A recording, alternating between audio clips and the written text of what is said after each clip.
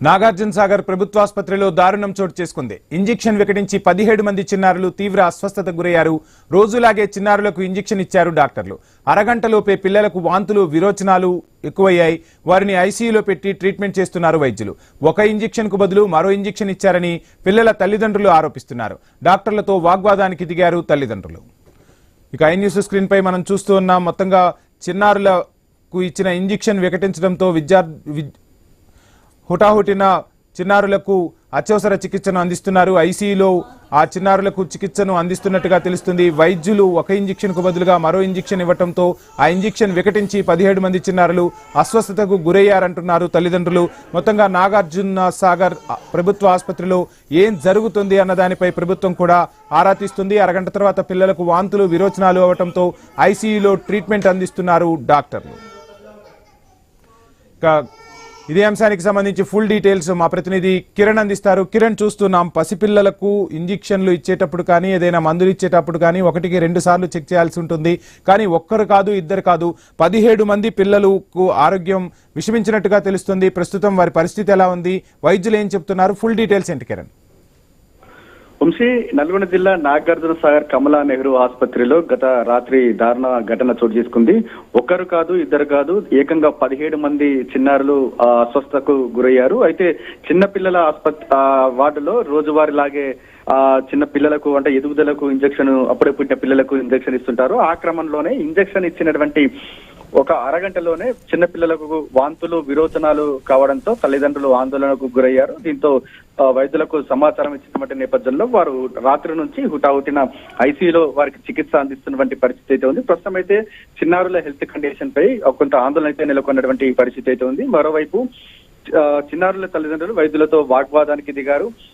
ఒక ఇంజెక్షన్ కు బదులు మరో ఇంజెక్షన్ ఇచ్చారనేటువంటి ఆరోపణలు అయితే చేస్తా ఉన్నటువంటి నేపథ్యంలో ప్రస్తుతం అయితే ఈ ఘటన సంబంధించి అక్కడ కొంత ఆందోళన అయితే నెలకొన్నటువంటి పరిస్థితి అయితే ఉందని చెప్పొచ్చు.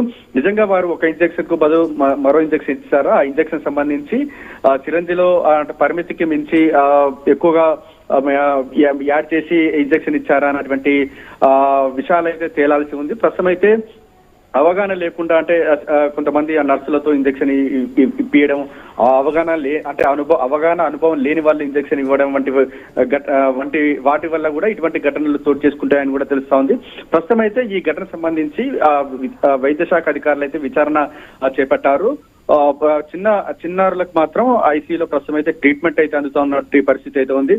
రాత్రి నుంచి ఇప్పటి వరకు కూడా ఐసీయూలోనే ట్రీట్మెంట్ అయితే అందుతా ఉంది.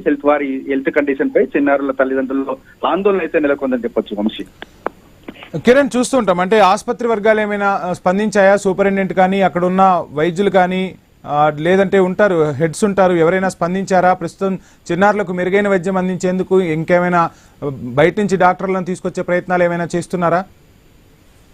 ప్రస్తుతం అయితే గత రాత్రి 9 గంటల సమయంలో ఇంజెక్షన్ ఇచ్చారని కూడా తెలుస్తా ఉంది. ఇంజెక్షన్ ఇచ్చిన అరగంటకే చిన్నారులంతా ఒక్కసారిగా అంటే కడుపు నొప్పితో ఏడవడం, అదేవిధంగా వాంతులు విరోచనాలతో ఏడుస్తున్నటువంటి నేపథ్యంలో కంగారు పడి పేరెంట్స్ వైద్యులకు సమాచారం ఇచ్చారు. ప్రస్తుతం అయితే రాత్రి నుంచి అయితే ట్రీట్మెంట్ అయితే కొనసాగుతుంది. మరోవైపు ఆ వైద్యులు మాత్రం పిల్లల కండిషన్ మెరుగుపడిందని, ఎటువంటి ఆందోళన చెందవద్దని చెప్తున్నప్పటికీ కూడా చిన్నారుల తల్లిదండ్రుల్లో మాత్రం ఒక అంత ఆందోళన అయితే నెలకొందని చెప్పొచ్చు. ఎందుకంటే గత రాత్రి నుంచి ఇప్పటి వరకు కూడా ట్రీట్మెంట్ అయితే కొనసాగుతుంది.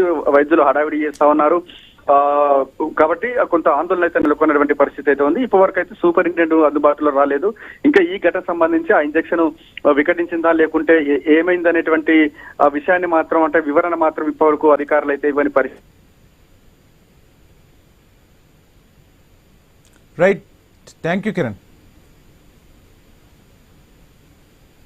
సో మొత్తంగా నల్లగొండ జిల్లా ప్రభుత్వాసుపత్రిలో చిన్నారులకు ఇంజెక్షన్ వికటించింది. 17 మంది చిన్నారులకు తీవ్ర అస్వస్థతకు గురయ్యారు. వారికి ప్రస్తుతం ఐసీయూలో ట్రీట్మెంట్ అందిస్తున్నారు డాక్టర్లు. ఒక ఇంజెక్షన్ కు బదులుగా మరొక ఇంజెక్షన్ ఇచ్చారని తల్లిదండ్రులు అయితే ఆరోపిస్తున్న పరిస్థితి. ఇక డాక్టర్లతో తల్లిదండ్రులు వాగ్వాదానికి దిగారు. పరిమితికి మించి లేదంటే ఇంజెక్షన్ డోసు పెంచి ఇచ్చారా, ఏంటి అసలు ఏం జరిగిందనే దానిపై ఇప్పటివరకైతే ఆసుపత్రి వర్గాలు ఎటువంటి విషయాలను వెల్లడించలేదు. ప్రస్తుతం చిన్నారులకైతే ఐసీయూలో చికిత్స అయితే అందిస్తున్నారు. నాగార్జున సాగర్ ప్రభుత్వ ఆసుపత్రిలో దారుణం చోటు చేసుకుంది. ఇంజెక్షన్ వికటించి 17 మంది చిన్నారులు అస్వస్థతకు గురయ్యారు. రోజువారీలాగే ఇంజెక్షన్ ఇచ్చామని చెబుతున్నారు డాక్టర్లు. కానీ మనం చూడవచ్చు స్క్రీన్లో ఒకసారిగా చిన్నారులంతా గుక్కపట్టి ఏడుస్తున్న పరిస్థితి. సో వారందరికీ కూడా ఇప్పుడు ఐసీయూలో చికిత్స అందిస్తున్నారు. వాంతులు విరోచనాలతో చిన్నారులు తీవ్ర ఇబ్బంది పడుతున్న పరిస్థితి అయితే కనిపిస్తుంది.